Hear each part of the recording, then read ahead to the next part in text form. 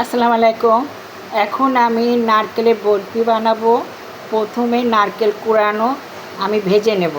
কিছুক্ষণ আমি এটা ভেজে নিচ্ছি এবং এর পানিটুকু শুকায় নেব।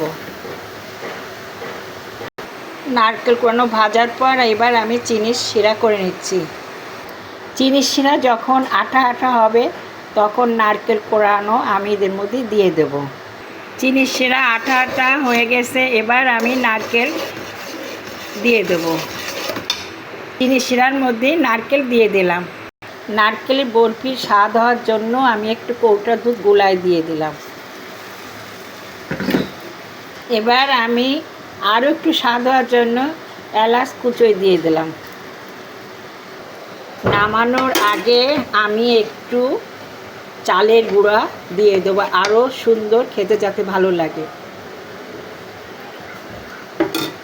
এবার আমি নারকেল থালে নামিয়ে হাত দিয়ে গোল গোল চারটা করে ফেলালাম। সহজভাবে দ্রুত নারকেলের বরফি বানিয়ে ফেললাম। সহজভাবে আপনারাও বানিয়ে খেতে পারেন এই নারকেলের বরফি। ভালো থাকবেন আমার বন্ধুরা,